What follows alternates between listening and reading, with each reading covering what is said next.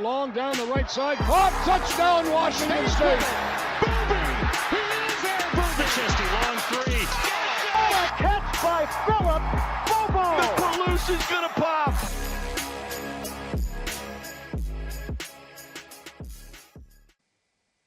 All right, we are back with another episode of the Field House Report, this time with the Executive Director of CougsFirst, Tony Poston. How are you doing, sir? I'm good. How are you guys doing? Oh, can't complain. Doing great. I know that this is a busy time for you right in between the QB Classic and the CougsFirst show, so thanks for taking the time to chat with us. Of course. Well, speaking of it being a busy time, I got to ask, how did the QB Classic go? How did you play? Favorite moments? Let's get a quick recap of that first. Oh man. Well, unfortunately, I didn't get to play. You know, being the executive director of CougsFirst, that day is pretty hectic for me. I tried to play one year and I made it through about 5 holes, but I had like 100 phone calls and texts like, "Where's this? We need you for this." You know, so I just kind of just roam around and help where's needed. So. Plus, my golf game is not that great, so I don't want to disappoint any of the former quarterbacks if they get stuck with me. So. It sounds like you and I would fit in perfectly because I can't play that well either. Yeah, yeah, I have fun though. So someday I do want to play in it. I that's my goal. So. Yeah, I behave a little bit more like Happy Gilmore, where I kind of just get too mad at myself and I can't even take it anymore. Yeah. But enough drinks in me, and I'll get excited again. Yeah, that's where I'm at. It's like there's that perfect, like, I don't know if it's 4 beers or 5 beers, but you know, anything less than that, you're a little nervous. Anything more than that, you can't swing the club anymore. There's that perfect buzz to play good golf. So, yeah, I just got to figure that out before I sign up and actually play in it. The secret is old Crimson Lager. That's the real secret. Yeah, definitely. Well, after talking to a lot of the players, it sounds like nobody. I think I asked all of them what their golf game was like, and I didn't get a single answer of like, "Yeah, I'm playing pretty well this year. I think I'm going to win it." It was a lot of what you were saying. Yeah, you know, some of these guys are pretty dang good, and most of them are pretty humble. But our best golfers weren't there this year, so I think, Mark not being there, his team's always the front runner to win the thing. So is he that good the way that Jack Thompson described on a previous episode? Yeah, he's that good. I've played with him before out at Suncadia at Tumble Creek, and it was like golfing with a professional golfer. Just in awe of that swing and how far he hits the ball. And he was making me and my buddies bet and having fun with us, and kind of coached me up because he wanted me to beat my buddies. So. Yeah, he is that good. Wow. Impressive. Well, we were there, had a great time, got some awesome interviews with some former players and coaches. Do you mind giving us, if you're allowed to, I know a ton of money was raised for the Cougar Collective. Can you give us a ballpark number of what you're able to pull together? Yeah, I don't think I can give you a ballpark number. I wish it was that easy. I will say it'll probably go towards a good chunk of a starter for the football team, if that makes sense. So all right. If you pick up what I'm putting down. So yep, we're picking it up. We're smelling what you're stepping in. Yeah. All right. Yeah. So, Tony, every time we have someone on here, we always ask them, like, tell us how you became a Coug, and everybody kind of has a unique story. So if you can, please share with us a little bit about your story and how you became a Coug. Yeah, gosh. Mine is tied to football, like a lot of people. I wouldn't say just football, but kind of the era of WSU football. I grew up in North Idaho, in Sandpoint, Idaho, and I always thought that I'd go to U of I. Like, all my buddies were going to U of I. It was kind of the in-state school. And then my junior year, WSU was all over the place. There was this Heisman campaign for Jason Gesser, and the Cougs were in the Rose Bowl. And being up in North Idaho, you don't have a pro team to really follow, so it was kind of Cougar football. And I was actually down visiting some buddies down at U of I, and kind of during my junior preview thing at the campus there. And I just decided to pop over to Pullman to check it out. And I was just kind of in awe of the buildings and walking down Greek Row and looking at the sororities and like, okay, I see what they got going on over here. Just the energy and just having Jason and that Rose Bowl team just have so much fanfare around it. I came back and I was talking to my grandfather who raised me, and he went to U of I. And so that's another reason why I kind of was thinking U of I, but he asked me like, what do you want from the college experience? And he said, if you want the college experience, Pac-10 back then, and then you should go to Wazoo. And so I lived in Idaho. I didn't have in-state tuition, so I packed up my bags my junior year and went to go live with my dad my last year and a half of high school, who lived in Vancouver, Washington, so I could get in-state tuition. So that's how I ended up, and best decision I ever made. So. Gotcha. There was something about those Jason Gesser teams that was sort of magnetic.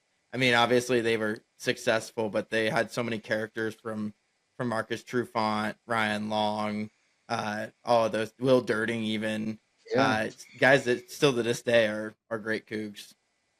Yep. And we had one more year of that craziness. My freshman year was absolutely insane, and we beat Texas in the Holiday Bowl, and then we sort of had a drought for a while. But even when I was in college, those teams were still really fun to watch, like with Brink and those guys. Yeah.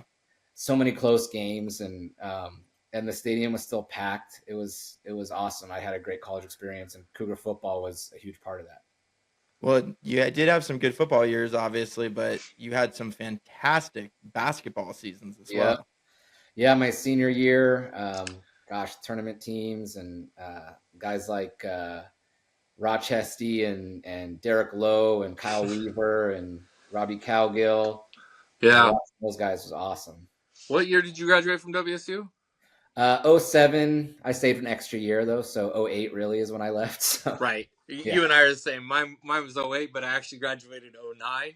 Yeah. So I was really there right then when they had that Sweet 16 run against North Carolina. And then Baines, I initially said on a previous podcast, Baines went 9 for 9 against Carolina, but it was in the previous game that he went 9 for 9, throwing up little baby hooks and everything. And God, what a team that was back in the day with Tony. Tony Bennett. Yeah. The Bennett's were great for Pullman, for WSU basketball in Pullman. And those teams were just really fun to watch. I mean, they were scrappy and they played so well together. And right. Yeah, I love that. Yeah. One of the things I always loved about those teams is if you looked at the players off the court, you would never look at that group and say, wow, what a great basketball team that's got to be. Because they just were all kind of a little goofy, a little quirky, you guys like Robbie Cowgill and Rochester, but man, they could play. And especially in that system, we just strangled teams with that defense. Yeah. Who was the backup forward back then that had the long hair one year and then buzzed it the next year? I can't remember his name right now. Caleb Forrest. Yeah, he always had dip walking around campus, man. I remember that about him. Yeah, this basketball actually behind me is signed by the entire 2008 tournament team. So that's awesome. Yeah. We had at the QB Classic auction, we had a really cool framed program and tickets and the roster from that whole team too. That was a cool auction item. Man, I know. I was. It took everything in me not to bid on that one. I was like, I don't have the money to get that right now, but man, that would have been a sweet one to take home. That's funny. Drew basically said the same thing to me recently because I was at Walla Walla High School doing their auctioning stuff, and they had a Drew Bledsoe signed helmet, and he's like, "Don't worry about it. I'll get you an autograph. Just send me a helmet or something for Drew Bledsoe or whatever, Yeah. So well, we talked a little bit about your sports fandom and stuff. What other impacts did WSU have on you during the time that you were there? Yeah, I mean, being involved in Greek life back then, learning how to network with others, student involvement was huge. ASWSU, Interfraternity Council, the Student Entertainment Board, all of that stuff was kind of a precursor to my career. I mean, I I guess my first business out of college. I was working in the music industry, managing bands. I started doing that in college because of my experience with the Student Entertainment Board. Then started doing the custom apparel, and that was something that I sold in college. I was a rep for another company and learned how to design T-shirts. And so basically, I mean, I wouldn't be where I'm at today. I would never have met my wife. I mean, so many things that I had happen to me at WSU was led to what I'm doing now. So Yeah. yeah. No, it's a common experience. I feel like you talk to some people and they just went to their school and obviously learned some stuff, but you just live being a Coug, and it's hard to explain to people. I mean, my wife's family is some of them are Huskies, some of them went to community college, and like when they talk to me about living in Pullman and going to Washington State, I think they think I'm like some sort of like I'm in a cult or something because because I got the license plates and the stickers and everything. It's like it's confusing for somebody that wasn't there and didn't experience it themselves. For sure. Yeah. Um, I didn't grow up a Coug. That's the interesting thing. There's a photo of me that I think could probably be used as blackmail. But when I was about 10, I don't know if you guys remember, but they used to have these like places you go get your picture at in the mall, and like your parents or your grandparents in my case would like dress you up, and like you'd go get pictures in the mall, and they'd have props, and one of them I'm holding a Husky football, and I just can't believe that there's a photo out there of me holding that. But I didn't grow up a Coug. I'm positive my kids will. My wife, her whole family, generations, cousins, aunts, uncles, grandpa, grandma, everybody are Cougs, and I'm sure my boys will be Cougs. But yeah, I didn't grow up in it, but I learned it really quickly when I got here how special it was, and it is hard to explain to people. Yeah. Yeah. I think it's just a connection that you have to experience. And, even with my friends that are, having grown up in LA, they're like, why Washington State? It's in the middle of nowhere. And I'm like, that's exactly why. Yeah. And that's what makes it so you are literally kind of sheltered from the rest of the world. You get to experience life in such a different manner, and certainly a slower pace of life than what I was used to. And I loved it. But, obviously you're the executive director of CougsFirst, Tony. Tell us a little bit of how you came to found CougsFirst and kind of what that process looked like when you first started. Yeah. Well, Jack and Gleno started it, so I didn't found it. I came across CougsFirst because Jack called me. Gosh, I don't know how deep I want to get here, and I don't know if Jack is gonna like this story, but so I started a company called College Hill. I don't know if you guys have heard of it. We did custom merchandise, and we're able to scale that company around the country, working at about 400 universities around the country. But that all started in my bedroom above the Coug, and I was doing pretty good. We had grown, opened an office over in Seattle, and Jack Thompson calls me, and this is a few years after they started CougsFirst, and he calls me to talk to me about being at the first CougsFirst trade show.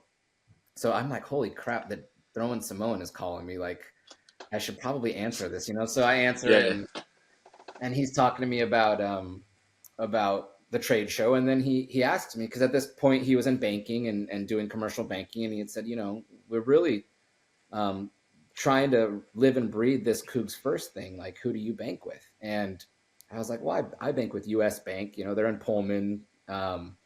And I'm at this point, I'm starting my company. It's growing really, really fast. And Jack's like, well, you should really use a Coug for your banking, which I totally agree with now. But at that point, I was drinking from a fire hose, and I hadn't really understood the CougsFirst mentality. But, changing my bank in the midst of all this company growth was kind of crazy to me. And Jack was like, why don't you think about it and call me back? And I said, I'll call you back if I decide to change. And there was some wires crossed there, because I think Jack thought that I would call him back and just let him know. But in my mind, I was like, well, I'm not gonna change my bank, so there's no need to call him back. And so I didn't call Jack back, and Jack's old school, and I would never not call him back nowadays. But it was, gosh, a couple years go by, and we've been at events together, and I, he was nice to me and stuff, but we never really connected like super deep, and which is funny now because he's like my biggest mentor, and I named my firstborn son after him, literally. So, but it wasn't until a few years later I'm up in Alaska and I'm on a boat with Mike Leach and Glenn O. And Glenn O out of nowhere says, we got to squash this thing with you and Jack. And I was like, what? Squash what thing? And in my mind, I'm like, holy shit, the throwing Samoan like has beef with me. Like, what did I do, And Glenn was like, well, Tony, you never called him back. And I was just like, oh, crap. Like in my mind, I had thought, I told him I'd call him back if I decided to choose or switch banks. And in his mind, he's like, why don't you think about it and give me a call back? We can talk. And either way, let me know, kind of thing.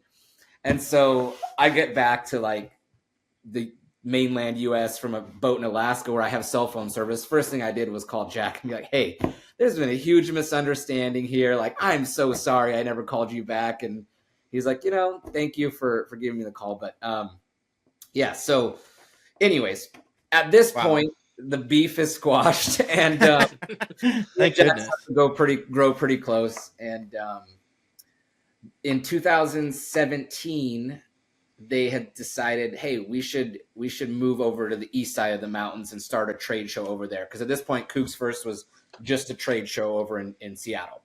Yep. And they needed to start a board. And so they were looking at business owners over in the east side, Spokane, Pullman area. And they had asked me to be on the board. And I remember, going out with Jack and Glenn and a few others. And, they're saying, at some point, we're not going to be carrying this torch and we need a younger generation. And so they brought in a few younger folks and started this board over in Spokane. And so that's how I got involved. And then fast forward a few more years, we've had a few shows in Spokane. And 2019, we started the QB Classic. I was really involved with that because I was the only one in Pullman. So I could go up to the golf course and, get everything situated with them and catering and this and that. But COVID hits, and I'm not sure what's going to happen with my business. We're not really sure what's going to happen with CougsFirst because you can't do trade shows or events. And so we really switched gears for CougsFirst and started doing online marketing and really pushing like this business directory and connecting people more than just these trade shows. Fast forward a few more years, I have my son Jack is born, and I'm still just like working so much to scale my company. And I'm at a retreat in Costa Rica actually, and I have this like epiphany that I'm just like working so hard and kind of sacrificing time with my family. And I already have everything I could ever dream of, and I decided to step down as CEO of my own company. And so I guess I was on sabbatical for a few months, and Gleno and Jack were like, at this point, like wanting to hire an executive director. And so I'm sort of working with them on a job description for this executive director role. And basically they're like, wait, hold on. Like, why don't you take this job kind of thing? And so that's sort of how it happened.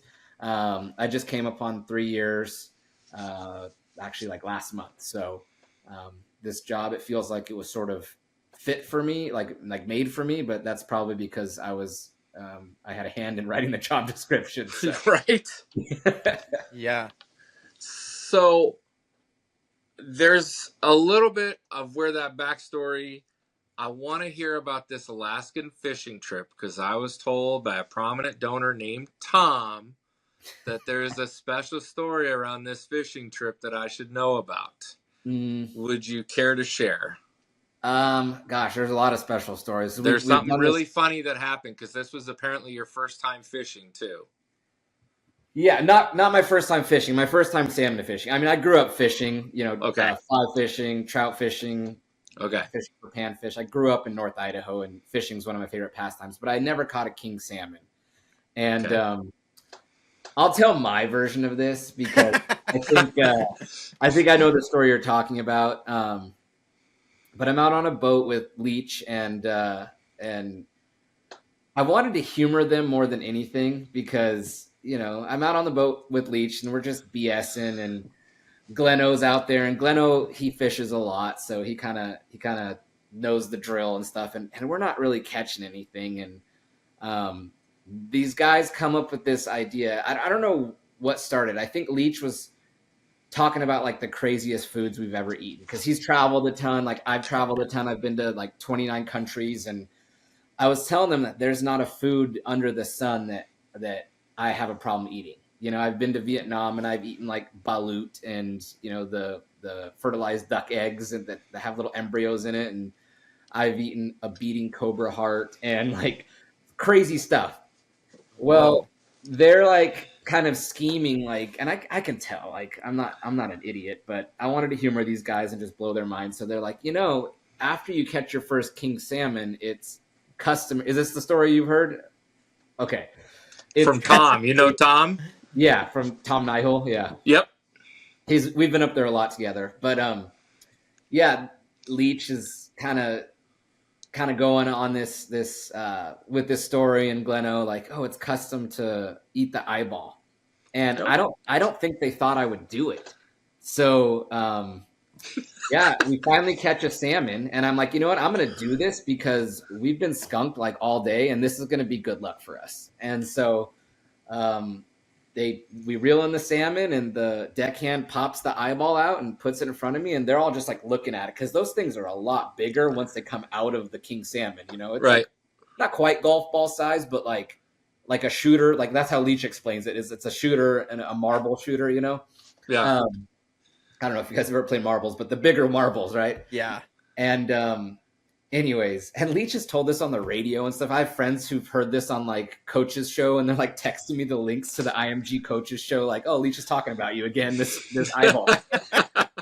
So I put it in my hand and I have pictures of it. I probably could find them and put them on the screen, but yep, definitely popped that eyeball right in my mouth and chewed it up and swallowed it and just blew Leach's mind that I would actually do that. What was his facial expression like in that moment? Like, give us your replay of what he looked like. Leach's face doesn't really change all that much. No, it doesn't. But it was more like an excited look. I can probably find a photo of his look after that. Oh, R.I.P. Coach. That's the salmon probably that I'm holding. It doesn't have an eye. Oh my gosh, that's funny. That's awesome. Yeah, that's a great story. That is awesome. What was it? What did it taste like? I can't even imagine. Honestly, it's like really gristly, and there's like an optical nerve in there that is a lot harder to chew. It's like a hard piece of plastic, kind of. And then, so this is my face after eating it. That's me. That's pretty good. I could probably find a picture of the actual eyeball. Oh, here it is, right there. There's the actual eyeball. Holy smokes. My goodness, that is bigger than I thought it would be. Yeah, it's not small. That's me popping it into my mouth. Oh my! Who's taking this? Is this Leach taking it? Or Leach taking this photo. Oh my goodness! Yeah, so I'm guessing that's the story that you were. Yeah, Tom told me this story because he made it sound like he was on this fishing trip with you. I don't know if that's he was, but he was on the fishing trip. We all take different boats because there's only like 3 or 4 guys on each boat, and he was on a different boat. Like you can see the boats; they're all around us. Yeah. But yeah, I've been up there probably 4 or 5 times with Tom, and been up there with lots of former players, coaches, athletic directors. It's a great trip. Awesome. Yeah. Awesome. Yeah, that was one of the crown prizes that was being auctioned off at the dinner before the golf tournament. Yep, it was. I think next summer we have the entire lodge. Usually we have 16 or so, but I think the lodge, we have the whole thing. It's 28 people next summer. So nice. Sounds like maybe Coach Rogers then should get up there and. I think they're working on it. I'm not sure. I think they're working on it though. Yeah. Nice. That's awesome. That is a fantastic story. But did it bring you guys good luck? Did you guys slam after that? That year, I mean, every year we do good. Tanaku Lodge up there is owned by Cougs. It's awesome. But that year, I think most of us brought back 2 full boxes, like almost 100 pounds of fish. Oh my goodness. Yeah. And actually, that year, Gesser and a couple others, they pulled in a 307-pound halibut and 84 inches and fought that thing for 2.5 hours. I got to show you a photo of this one because it's absolutely the biggest fish you'll ever see in your life. That year was really good fishing. It's probably because I ate the eyeball, I'm guessing. It had to be. It had to be. Way to take one for the team, Tony. Yeah. Yeah. I'd do it again in a heartbeat, too. I would. All you had to do was get past that optical nerve, and you were exactly like great. It really is true. Like Tony, Eye of the Tiger. Yeah. Dad jokes aside. There it is, right there. Yeah. It's a different kind of frosted flakes, man. Yeah. Oh my gosh! Here's the UW football photo. No! There it is, right there. Oh no! Me and my mom with the UW football Huskies photo. I don't even know. Oh heavens! It's a cute picture, but I think I threw up in my mouth a little bit. Yeah, me too. Yeah. Here's that fish that Gesser and those guys caught. Oh my god! How big was that? How many pounds? 307, 84 inches. So that's 7 feet tall. I mean, Gesser's 6 feet tall. That's a foot taller than him. Yeah. Wow. That thing is prehistoric. That is insane. Yep. It's probably, I don't know if halibut, like how they age, but that's got to be like 50 years old. So yeah. Oh yeah. Wow. What a trip. It sounds like such a great place. I want to go fishing in Alaska at some point. My family's all gone, and I'm one of the few that haven't yet. So maybe someday. Have to go to Tanaku Lodge because it's owned by Cougs and it's some of the best fishing in the world. We will be there for a live broadcast in the future. All right, I'm counting it in. We're talking. 2 of those 28 are going to you guys. So there we go. Let's go. Awesome! Go. I love it. I can't wait. All right, I'll have Luke send you guys the invoice. Perfect. Yeah, exactly. Yeah, that's my thing. Yeah. So when you first got started with CougsFirst and everything, did you foresee? I mean, did you have any initial challenges, or how has CougsFirst for you in terms of building it and obviously building the network evolved? Yeah, no, I mean, just like with building anything, you have challenges, but these challenges were so fun to overcome and figure it out because I was just me at the beginning. I didn't have a staff, and it was really, really nice because we had such a great board, and right off the bat we were able to go secure some sponsorships, and I was able to hire an assistant right away. Within like 5 or 6 months of being in the job, I was already on the hunt for that, and then hiring a marketing director. And so I wouldn't say challenges, just things with scaling anything, but I had a vision when I took the job. That was the first thing I did, was put together a strategic plan and kind of modeled it after any association, but primarily like what a chamber of commerce looks like in local cities and towns. Yeah. They have chambers of commerce, and I saw so many similarities. That's basically what CougsFirst was. And so we started doing monthly events rather than just 2 a year. We're doing 25, 27 events some years, roundtables, moving around the state because there's Cougs all over the state, and at different Coug-owned businesses. We did a podcast that had over 50 episodes with great Cougs, great stories, released an app, and then obviously scaled this golf tournament. You guys saw it. It's got Coug-owned businesses, in all industries are there, highlighting their products and their services, and all the food we eat, the alcohol we drink, everything, even the apples in the desserts and all of that are Cosmic Crisp, which is obviously a Coug product. So I had this vision, and just like scaling a business, you come to some hurdles, I guess, but those are the fun challenges of being an entrepreneur. And I really took that mindset of, we're a nonprofit, but I was sort of looking at it at the private sector approach, like what are the similarities of building a association and building a company. And there was so many parallels, and luckily I had a great board that supported all of the things that I was doing and continue to support that. So yeah, it's been a fun 3 years. That's That's awesome. awesome. Well, we've watched it grow so much. Honestly, like as a Cougar one myself, I went from hearing about it occasionally to now it's consistently coming across my timeline on X, and people are talking about it. There's a ton of word of mouth going. I think this event in Bellevue has a lot of buzz around it. Can you talk a little bit about what the upcoming event is going to be like? Yeah, I mean our events have grown every year. The shows we've implemented so many new fun things. You know, we have a live stage and our keynote and educational sessions and um, obviously beer and wine tasting. Cougs love that. But this year there's so many changes in leadership and a chance to really meet everybody from the new football coach to the new president Yep. and we're going to have regents there, and multiple head coaches are going to be there. Basketball coaches, obviously, the Jimmy will be there. It coincides with the night with Cougar Athletics too, which is in Bellevue, just that night after our show. So it could be a really cool, fun weekend over in the west side. I guess the east side of the west side. If you're over there, come on out. But yeah, we have 80 exhibitors looking to hire Cougs and showcase their products and services. And a lot of those exhibitors go above and beyond and have fun games at their booths and different giveaways. And there's a lot of fanfare around it. So we're expecting over 1,000 Cougs. It's the largest non-athletic event on the west side of the Wow. state. That's awesome. It continues to grow. So.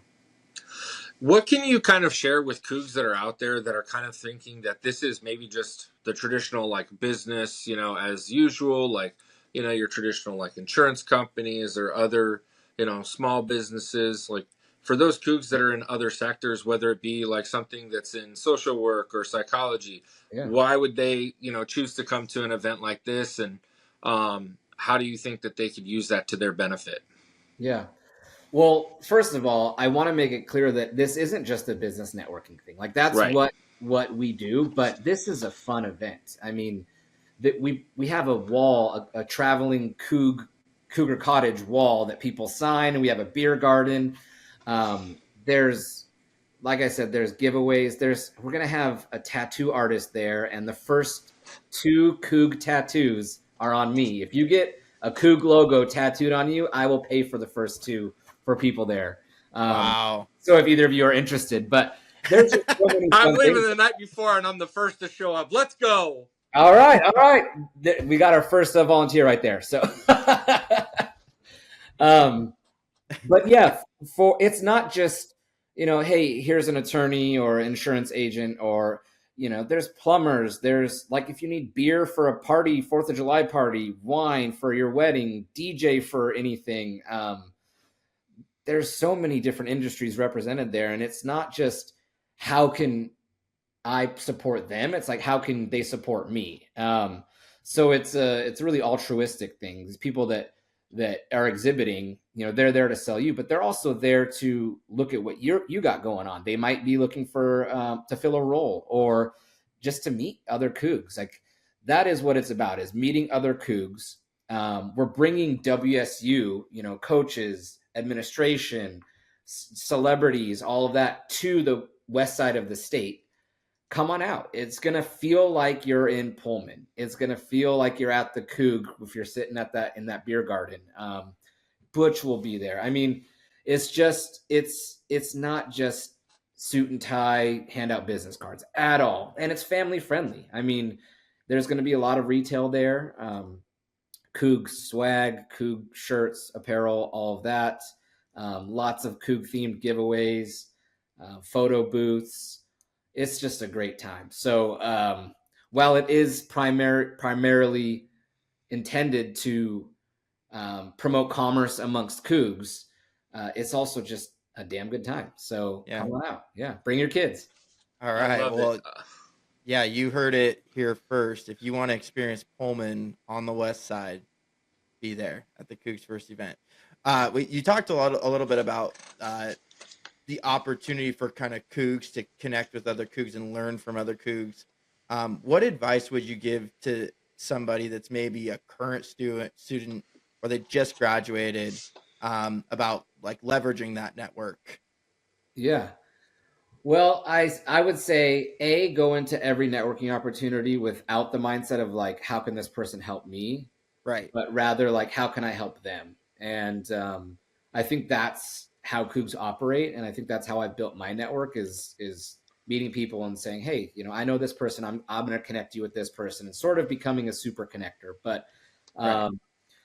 I would say to a recent grad or a current student that I guess to let your hair down, and I know that you might be nervous, but we're Cougs, and I have them do this exercise when I talk to the classes, mostly 100 level classes, HBM 101, BA 102. I talk to them every session, Yep.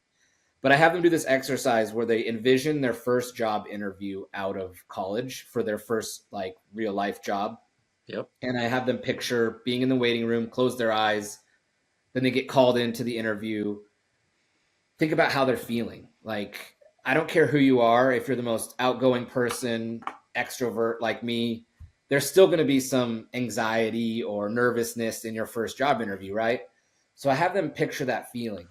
And then I have them picture them sitting down and they look across at the interviewer, and that person's wearing a WSU pin, or that person has a WSU diploma behind them hanging on the wall, or a WSU Butch bobblehead on their desk. Does that give them a sort of a sense of relief? Like, how does that feeling now come to them? I love it. And every student shakes their head like, yes, I would start to feel more comfortable in that sense. So I would say leverage this network that WSU has, with 240,000 alumni, primarily in the state of Washington, 60,000 in Puget Sound. There's a good chance that if you're at a medium or large company, there's going to be other Cougs there, and to gravitate towards those Cougs when you start at the company, because you're going to have somebody in your corner right off the bat. But I've hired hundreds of Cougs in my career, and if I know they're a Coug, that's the first thing I talk to them about. Before I dive into the interview, I ask them, what was your experience like, and to try to kind of ease the anxiety on their end. So, yeah. I would love to follow up just on that part. What is the most common response or the commonalities between all of those when you first start in on them being Cougs? What does that first conversation look like amongst all of them? How are they similar? Yeah, most of them always like, I don't want to say most of them, but a lot of them talk about how they are generational Cougs, or they grew up a Coug. And that is crazy to me, because I didn't, I'm an Idaho kid. Yeah. But when you start to talk to them, and the ones that are really all about it, it's like they were a Coug from birth. And that just blows my mind. I mean, it's so entrenched in Eastern Washington and the 509. Speaking of that, my mother-in-law has her license plate's 509 Coug. I just think it's the coolest. Like, she got the custom Wow. 509 Coug, and I was like, how did you get that? But it's just a generational thing, especially the agriculture and all the farmers over here. And I married into a farming family, and just like every farmer in Eastern Washington, I feel like, is a Coug. So that's what we talk about, is like when I'm interviewing these folks, it's like, oh yeah, my aunt, my uncle, my brother, I was a Coug since birth. And that's not all of them, but that's a good chunk of them. I just think that's so cool. Yeah. Well, I'm one of those. My great grandparents met at WSU in the 30s. He played baseball. My grandpa played football here in the 60s. They both met their spouses at WSU. My parents went to WSU. It is, and we were West Side Cougs. I grew up around in Huskyville, so okay. It's such a cool experience. But I just remember feeling like nothing brought our family together like it, and it's still that way to this day. Like, outside of maybe a funeral or a wedding, Cougar football Saturday is what just pulls everybody over here. And all my best memories as a family are honestly just watching a game or sitting in Martin Stadium. So it's a pretty special thing to be a part of, for sure. It is 100%. Being an adult, there's not very many times where you are looking forward to having 20 people in your house staying for the weekends with, with young kids. But those weekends are so special when it's aunts and uncles and grandma and grandpa and cousins, and my boys just love Cougar Football Saturday. Like, both of them were named after WSU quarterbacks, and they just absolutely love going to the games and, seeing Butch. That's their favorite thing, is to look out for Butch. Of course. Well, that's actually like the perfect segue into There it is. Yeah. yeah. This is the book, Butch's Game Day, written by Tony Poston. Yeah. Was that the driving force for you to write the book? Was just introducing your kids to all of this craziness? Yeah, my son was born in September 2020, and we all know what the world was like in September 2020. And I just remember telling him stories. You're trying to get him to go to sleep. Like, there wasn't Cougar football, and if there was, my newborn would be right up there in Martin Stadium with us, but there wasn't. So I just started to tell him stories, and then it turned into rhyming stories, like a little poem kind of thing. Yeah. And then one day I just wrote it down and was like, this is actually kind of fits kind of like some of the books I was reading him. They're just very simple sentences that rhyme. And I was like, I can do this and write a children's book. So yeah, that's exactly how that book came to be. And of course, I leveraged some connections I have, and there's a great artist here that teaches at WSU, and connected with him, and he's like, let's do it. I'll illustrate it. And we released this book, and all of the money goes to a scholarship for Butch. And so far we've raised, I don't know, $30,000 to $40,000 for scholarships for Butch, which is the most underappreciated student athlete at WSU, by the way. Absolutely. I have a friend that was Butch. Yeah, I have a lot. But and the reason that we started a scholarship, because we heard he gets $500 a semester. I'm like, wait a minute. Every other sport gets, not everyone, but gets scholarships. And, some of the bigger sports get full rides, training table, all that. And then, of course, NIL now. And you're telling me Butch, who's working just as hard as, and if not harder than some of these bench warmers, that they're only getting $500. So I just was like, we got to get a scholarship going. And there was so many former Butches that donated to this scholarship. And one great former Butch donated a lot to this scholarship, tens of thousands of dollars to get the first initial chunk going.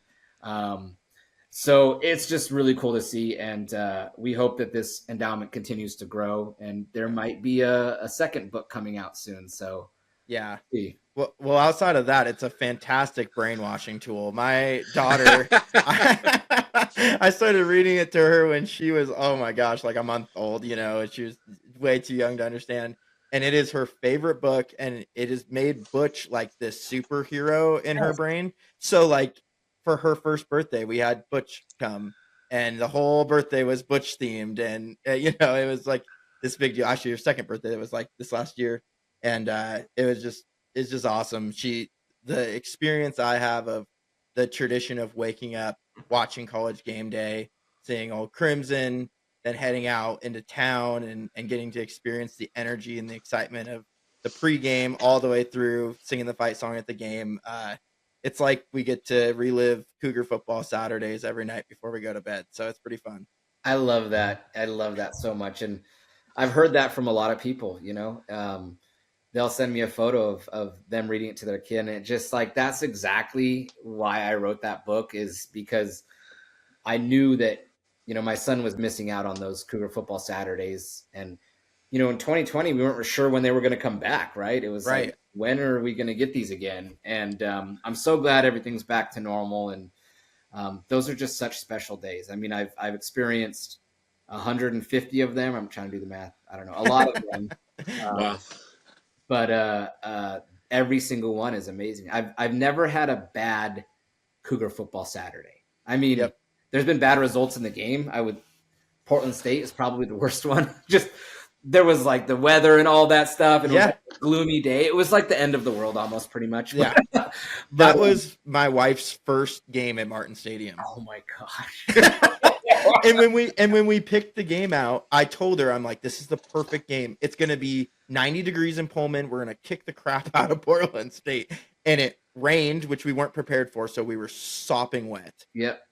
And we lost. Yeah. And I remember people throwing their season ticket badges from the press box because Yeah, it was like it was just people were upset, but man, that team turned it around and it they turned out did. okay.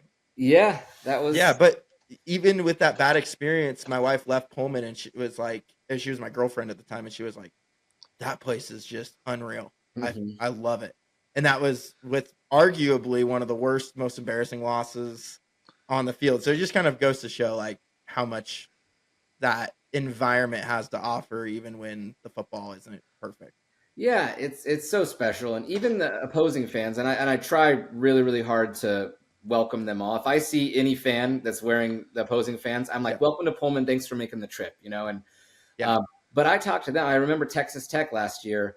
They came into the tailgate and they said, "Oh, we don't miss a game," and we offered them drinks and food, and they just like, this place is really cool. Like, and you love to hear that from another Yeah. football school. And Yeah. you don't get a lot of those big schools coming into Pullman, and when they appreciate what we have here, it's awesome. Because I've been to probably 30 away games, different stadiums, and some of them are amazing, but none of them really compare to. Yeah. I think our RV lots are really like a special thing here, just being Yes. right next to the stadium. So people love it when they see it. They're like, "Wow, this is awesome! You can come in on Thursday and stay the whole weekend." And it's like, heck yeah! So Yeah. It's unique in that sense, and I'll say this because I grew up a UCLA fan, and my mom had lawyers that she worked with throughout her life. She was a legal secretary. One of them was a big USC alum, and actually turned out to be a really nice guy. But I remember going to Washington State, coming back, and I was at a game. I want to say it was 2013, that September in 2013 when we beat USC. I want to say it was like 13-10 or something like yeah, that. Yeah. Monte At the Morton pick Coliseum. six. Yeah, the pick six Yeah. before the Yeah, half. And I'm sitting there and I'm blitzed out of my mind and, shaking my keys at their fans when they're leaving. I was just a total tool. But I remember his wife, because he had passed, she came up to me. She's like, Ward came up to me and has always said what a wonderful place Washington State is to go and visit amongst opposing stadiums because the fans are nice, the environment's nice. And he's like, they've got a great tailgate session. And I'm like, that's because we're literally up against the stadium. And if you go to USC, you kind of walk like a mile to get to literally from the campus to the Coliseum. And it's like, I call it a picnic. It's not really tailgating because they kind of pull all their stuff and their gear in from these parking lots that are a ways away. But it's, again, it's a great experience because you can walk just across the street at Martin Stadium and have a great time. And, he commended us for that. And just remember that story. yeah. I remember that game so vividly. It was my wife's friend's 21st birthday, and gosh, we were just so ecstatic. And we went to the downstairs of Stubblefields at the time, Mike's, I guess. Yeah. And they had a VIP. I was like, let's get VIP. And we just went crazy that night because we beat USC. That was just so awesome. Yeah.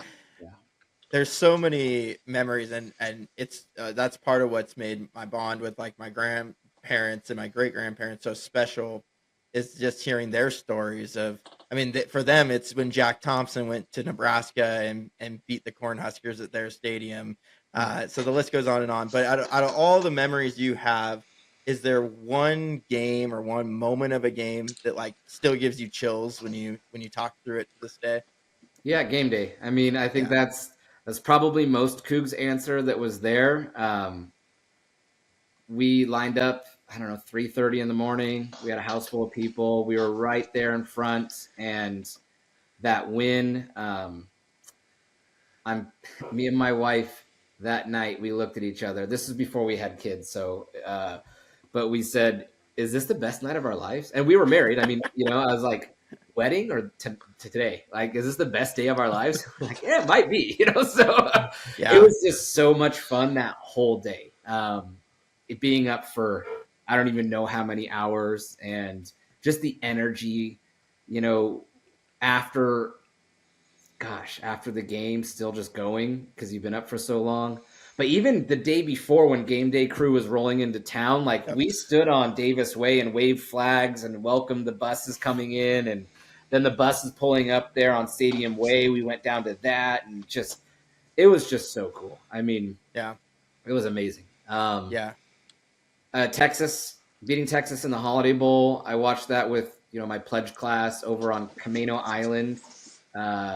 We were over there because it was during holiday break, and I was with some of them watching that. That was really cool. Auburn trip was fun, even though we lost. We literally drank a bar out of beer. Like they ran the whole entire bar. Were you at that bar? Out of beer? Yeah, just out of beer. Goodness. Ole Miss better be ready. They're never ready. Yeah. Oh no, I already told my buddy. I'm like, you don't even know, because he actually works for their athletic department with both their football and basketball team. I said, you have no idea. He's like, I've been telling everybody here about how the Cougs are and how crazy you guys are and how much fun this environment's going to be when y'all come down here. So they're ready for us. They're excited, and I'll be excited to go back to Ole Miss, because not this past season, but in 2023, I went there for the LSU game when it was a shootout between Ole Miss and LSU, and Ole Miss won.